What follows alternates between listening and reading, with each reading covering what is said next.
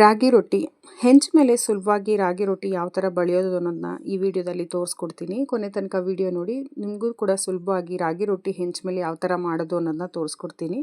ಈಗ ನಾನು ಒಂದು ಬೌಲಿಗೆ ನಾನಿಲ್ಲಿ 2 ಕಪ್ ಆಗೋಷ್ಟು ರಾಗಿ ಹಿಟ್ಟನ್ನ ತೊಗೋತಾ ಇದ್ದೀನಿ. 2 ಕಪ್ ರಾಗಿ ಹಿಟ್ಟಿಗೆ ನಾನಿಲ್ಲಿ 1 ಕಪ್ ಆಗೋಷ್ಟು ಗೋಧಿ ಹಿಟ್ಟನ್ನ ತೊಗೊಂಡಿದ್ದೀನಿ. ನೀವು ಗೋಧಿ ಹಿಟ್ಟು ಬದಲಾಗಿ ಅಕ್ಕಿ ಹಿಟ್ಟು ಅಥವಾ ರವೆನೂ ಸಹ ಸೇರಿಸ್ಕೋಬೋದು. ಬರೀ ರಾಗಿ ಹಿಟ್ಟಲ್ಲೂ ಕೂಡ ಮಾಡ್ಕೋಬೋದು. ಈ ಥರ ಮಾಡೋದ್ರಿಂದ ರೊಟ್ಟಿ ಟೇಸ್ಟ್ ಕೂಡ ತುಂಬ ಚೆನ್ನಾಗಿರುತ್ತೆ. ನಾನೀಗ ಚಿಕ್ಕದು 2 ಈರುಳ್ಳಿ ಸೇರಿಸ್ಕೊತಾ ಇದ್ದೀನಿ. 1 ಕ್ಯಾರೆಟು ಮತ್ತು 1 ಅರ್ಧ ಮೂಲಂಗಿನ ಸೇರಿಸ್ಕೊಂಡು ಸ್ವಲ್ಪ ಕೊತ್ತಂಬರಿ ಸೊಪ್ಪನ್ನ ಸೇರಿಸ್ಕೊತಾ ಇದ್ದೀನಿ. 1 ಕಡ್ಡಿ ಆಗೋಷ್ಟು ಕರಿಬೇವನ್ನು ಸಹ ಹಾಕೋತಾ ಇದ್ದೀನಿ. ಅರ್ಧ ಸ್ಪೂನ್ ಆಗೋಷ್ಟು ಜೀರಿಗೆ, 1 ಸ್ಪೂನ್ ಆಗೋಷ್ಟು ಬಿಳಿ ಎಳ್ಳನ್ನ ಸೇರಿಸ್ಕೊಂಡು ರುಚಿಗೆ ತಕ್ಕಷ್ಟು ಉಪ್ಪನ್ನು ಸಹ ಹಾಕೋತಾ ಇದ್ದೀನಿ. ನಿಮಗೆ ಬೇರೆ ಯಾವ ತರಕಾರಿ ಕೂಡ ಹಾಕೋಬೋದು, ಇಲ್ಲ ಹಾಗೆ ಪ್ಲೇನಾಗಿ ಬರೀ ಈರುಳ್ಳಿಯಲ್ಲೂ ಸಹ ಮಾಡ್ಕೋಬೋದು.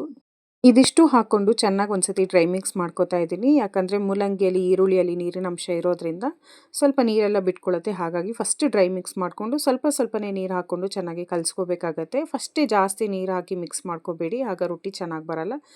ಸ್ವಲ್ಪನೇ ನೀರು ಹಾಕ್ಕೊಂಡು ಈ ಕನ್ಸಿಸ್ಟೆನ್ಸಿಯಲ್ಲಿ ಸ್ವಲ್ಪ ಬಾಳೆಲೆಲ್ಲ ತಟ್ಟೋದಾದರೆ ಇಷ್ಟು ನೀರು ಬೇಕಾಗಲ್ಲ, ಸ್ವಲ್ಪ ಗಟ್ಟಿಯಾಗಿ ಕಲಿಸ್ಕೋಬೇಕಾಗತ್ತೆ. ಹೆಂಚು ಮೇಲೆ ಆಗಿರೋದ್ರಿಂದ ಈ ಕನ್ಸಿಸ್ಟೆನ್ಸಿಯಲ್ಲಿ ಇರಬೇಕು.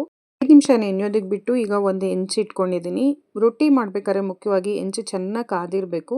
ಚೆನ್ನಾಗಿ ಕಾದಿದೆಯಾ ಅಂತ ಒಂದ್ಸತಿ ನೀರು ಹಾಕಿ ಚೆಕ್ ಮಾಡಿದ್ಮೇಲೆ ಎಷ್ಟು ದೊಡ್ಡದಾಗಿ ಬೇಕೋ ಅಷ್ಟು ದೊಡ್ಡದಾಗಿ ಮಾಡಬೇಕು. ಈಗ ನಾನು ಸ್ವಲ್ಪ ರಾಗಿ ಹಿಟ್ಟು ಮಿಕ್ಸ್ನ ತೊಗೊಂಡು ನಾನು ಸ್ವಲ್ಪ ಸೈಡಲ್ಲೆಲ್ಲ ಫ್ಲ್ಯಾಟ್ ಮಾಡ್ಕೋತಾ ಇದ್ದೀನಿ.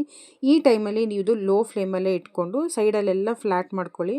ಪದೇ ನೀರಲ್ಲಿ ಅದ್ದಿ ನಾವು ಮಾಡೋದ್ರಿಂದ ರೊಟ್ಟಿನೂ ಸಹ ಚೆನ್ನಾಗಿ ಬರುತ್ತೆ. ನೋಡ್ಬೋದು ಈಗ ಎಷ್ಟು ಬೇಕೋ ಅಷ್ಟು ಫ್ಲ್ಯಾಟ್ ಮಾಡಿಕೊಂಡು ಮೇಲೆ ದಪ್ಪ ಇರುತ್ತಲ್ಲ ಆ ಲೇಯರ್ನೆಲ್ಲ ಸೈಡಿಗೆ ಎಳ್ಕೊತಾ ಇದ್ದೀನಿ. ಈ ಥರ ಮಾಡೋದ್ರಿಂದ ರೊಟ್ಟಿ ಎಷ್ಟು ತೆಳುವಾಗಿ ಬೇಕೋ ಅಷ್ಟು ತೆಳುವಾಗಿ ಬರುತ್ತೆ ಮತ್ತು ಎಷ್ಟು ದೊಡ್ಡದಾಗಿ ಬೇಕಾದರೂ ಮಾಡ್ಕೋಬೋದು. ನಾನಿಲ್ಲಿ ಸ್ವಲ್ಪ ಚಿಕ್ಕದಾಗೇ ಮಾಡ್ಕೋತಾ ಇದ್ದೀನಿ. ನಿಮಗೆ ದೊಡ್ಡದು ಬೇಕಂದರೆ ದೊಡ್ಡದು ಮಾಡ್ಕೋಬೋದು. ನಿಮ್ಗೆ ಅನ್ನಿಸ್ಬೋದು ಇದೆಲ್ಲ ಕೈಯೆಲ್ಲ ಸುಡುತ್ತಾ ಅಂತ. ಇಲ್ಲ, ನಾವು ಪದೇ ತಣ್ಣೀರಲ್ಲಿ ಅದ್ದಿ ಹಾಕೋದ್ರಿಂದ ಏನು ಸುಡೋದಿಲ್ಲ. ರೊಟ್ಟಿ ಎಲ್ಲ ಬಳೆದ ನಂತರ ನಾನಿಲ್ಲಿ ಎಷ್ಟು ಬೇಕೋ ಅಷ್ಟು ಎಣ್ಣೆನೂ ಸಹ ಸೇರಿಸ್ಕೊತಾ ಇದ್ದೀನಿ. ನಿಮಗೆ ಎಣ್ಣೆ ಬೇಡ ಅಂದರೆ ಸ್ಕಿಪ್ ಮಾಡ್ಕೋಬೋದು. ಈಗ ಹೈ ಫ್ಲೇಮಲ್ಲೇ ಇಟ್ಕೊಂಡು ಮುಚ್ಚಿ 2 ರಿಂದ 3 ನಿಮಿಷ ಬೇಯಿಸ್ಕೊತಾ ಇದ್ದೀನಿ. ರೊಟ್ಟಿನ ಮುಚ್ಚಿ ಬೇಯಿಸೋದ್ರಿಂದ ಅದು ತುಂಬ ಚೆನ್ನಾಗಿ ಬರುತ್ತೆ. 2 ನಿಮಿಷ ಬೇಯಿಸ್ಕೊಂಡಿದ್ದ ನಂತರ ನೀವು ನೋಡ್ಬೋದು ಸುಲಭವಾಗಿ ಇದು ಹೆಂಚಿಂದ ಎದ್ದೇಳುತ್ತೆ.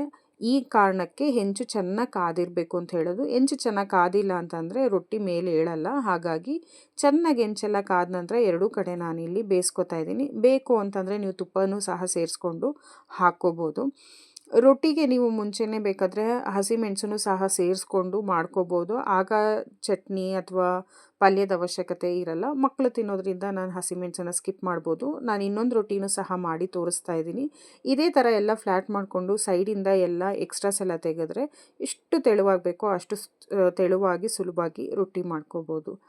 ತರಕಾರಿನೂ ಸಹ ನಾವು ಹಾಕ್ಕೊಂಡಿರೋದನ್ನ ತುಂಬ ಸಣ್ಣದಾಗಿ ಕಟ್ ಮಾಡ್ಕೊಂಡು ಹಾಕೊಳ್ಳೋದ್ರಿಂದ ಬಳಿಬೇಕಾದ್ರೆ ನಮಗೇನು ಅಷ್ಟು ಕಷ್ಟ ಆಗೋಲ್ಲ. ಸುಲಭವಾಗಿ ರೊಟ್ಟಿ ಬಳಿಬೋದು. ಅದನ್ನು ಕೂಡ ಗಮನದಲ್ಲಿ ಇಟ್ಕೊಂಡು ರೊಟ್ಟಿ ಮಾಡಬೇಕಾಗತ್ತೆ.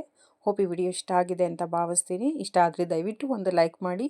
ಚಾನಲ್ನ ಸಬ್ಸ್ಕ್ರೈಬ್ ಮಾಡ್ತೀರಾ ನೋಡ್ತಿದ್ರೆ ಸಬ್ಸ್ಕ್ರೈಬ್ ಮಾಡ್ಕೊಂಡು ನೋಡಿ. ಮುಂದಿನ ಹೊಸ ರೆಸಿಪಿಯೊಂದಿಗೆ ಸಿಗ್ತೀನಿ. Thank you.